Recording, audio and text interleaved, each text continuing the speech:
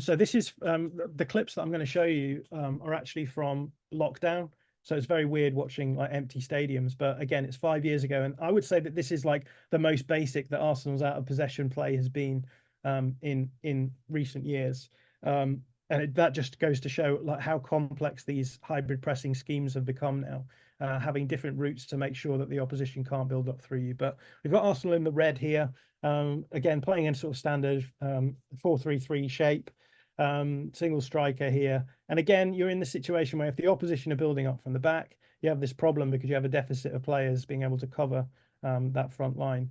What Arsenal tend to do is similar to what Rayo are doing, is that they're going to probably push. They're probably going to push Gabriel one way, and then try and have him force the ball in this way. So Bender's run, get in between the two centre backs, try and force the ball across this way, and then follow it across.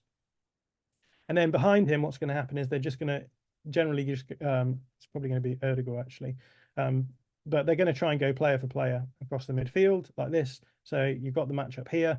But then the other problem now is that you've got this player who's free, and you have one player less. What we see happening, this is Bukayo Saka in the season that we're talking about. He's going to do the same thing as we saw a lot of Rayo players do, which is sit between these two individuals. So when the ball is being pressed in this way, if the ball does come out here, then he's going to jump up in this way onto that player. Now, obviously, this causes you a problem because you do have this weakness at the back over here. The fullback is free, and Premier League goalkeepers are very, very good at playing wedge passes, into fullbacks. So if Saka is jumping up here, the goalkeeper may not want to pass to the centre back, so we'll play the wedge pass. And Mikel Arteta has a solution for this, and the solution is pretty aggressive, because what you will see when the ball is built up on this side is that the right back, so Hector Bellerin in this instance, is going to jump right up all the way up the field to cover that right back, to make sure that you're covering all of the players around the field. Now, again, as is often the case with these hybrid systems, you now create a free man elsewhere, and the question is how are you going to deal with that? And generally what happens is right centre back comes across, you now have the left centre back come in front of the striker now, so you don't have double coverage on the opposition striker. You'll see the left back come in between here as well. So what you're saying is we would much rather have the weakness on a long way away from the ball than we would have it much closer to the ball. So this is just the basic approach that Arsenal would use. So there's two different options. There's the hybrid side and there's a regular side. So if the ball, where is the ball? If the ball comes this way, as we've said, Gabriel Jesus comes in, pushes it, forces it that way, and everyone is player for player. And you have the 2v1 matchup on the centre back.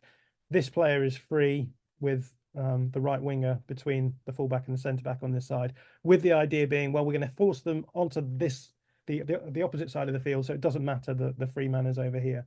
So that's the regular setup. But if they manage to get back the other way, then we see these series of jumps, right winger onto centre back, right back all the way up the field onto the free fullback now, right centre back onto the wide forward, and then, as we said, just shifting across and making it so that the free player is now on the other side of the field. So what we're going to start talking about now is that in these hybrid systems, you're going to leave yourself weak somewhere.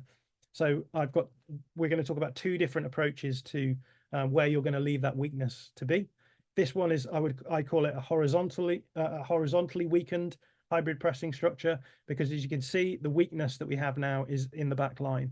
So we've got three players here who are 1v1, and against certain forwards, if this fullback gets the ball and then can play it in behind the back line, you're now relying on your centre back being good enough to be able to defend this forward, which for Arsenal, generally that's going to be the case. So they might be happy to do that. But other teams we'll see won't be happy to leave the weakness there. So this is the first example of the weakness being pushed back down the field and trying to get it as far away vertically as we can from where the ball is at any one time. Is everyone clear with that? Because I'm going to jump on and show you some of the tape to explain that better. Yeah, just while you organise your tape, I'll just get any questions that need to be asked and drop them in the chat. David, I hope we went some way to answering your question a little bit earlier.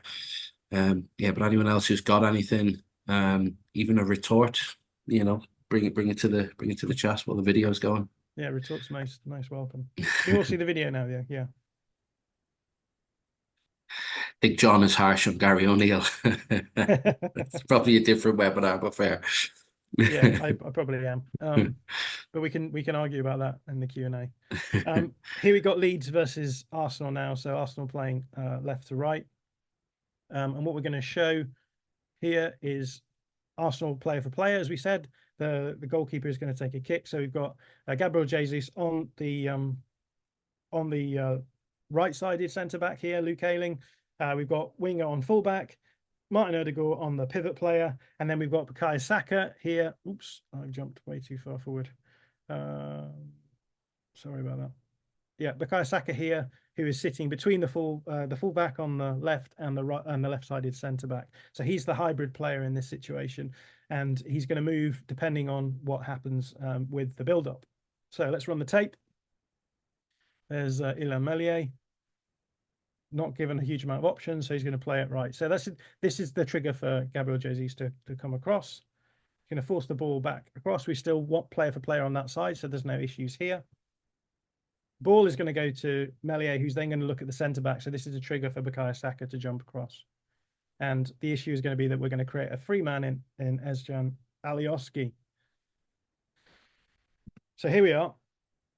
As we said before, here's your goalkeeper in the Premier League, able to play the wedge pass into the fullback, who's in a lot of space. He's going to be able to get it over Bukayo Saka's head. But already we can see that is the trigger now for the fullback to run all the way down the field. So Hector Bellerin is going to absolutely belt it down the field